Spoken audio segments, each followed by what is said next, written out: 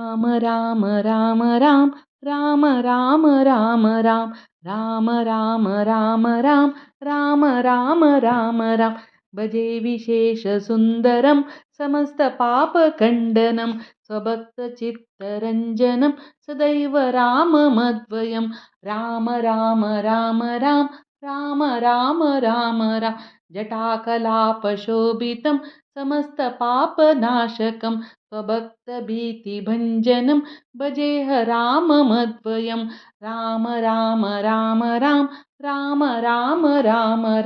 राम राम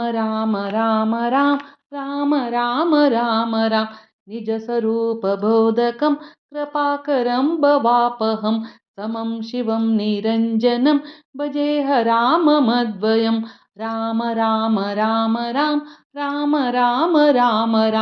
राम राम राम राम राम राम राम राम राम सह प्रपञ्चकल्पितं नामरूपवास्तवं निराकृतिं निरामयं भजेह राममद्वयं राम राम राम राम राम राम राम राम राम राम राम राम राम राम राम राम निष्प्रपञ्चनिर्विकल्प निर्मल निरामयं चिदेकरूपसन्ततं भजेह राममद्वयं राम राम राम राम राम राम राम राम राम राम राम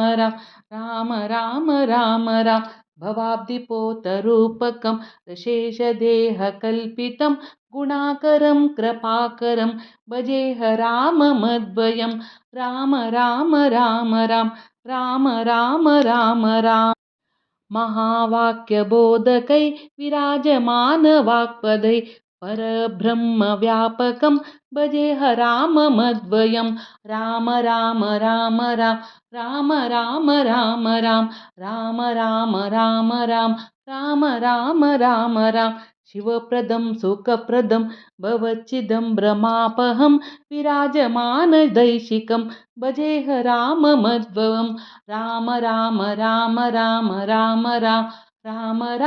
राम राम राम राम राम राम राम राम राम रामाष्टकं पठतीय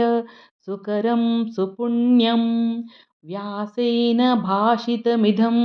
शृणुते मनुष्यः विद्यां श्रियं विपुलसौख्यमनन्तकीर्तिं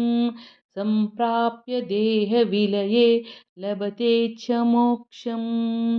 इति श्रीव्यासविरचितं रामाष्टकं सम्पूर्णं जय श्रीराम।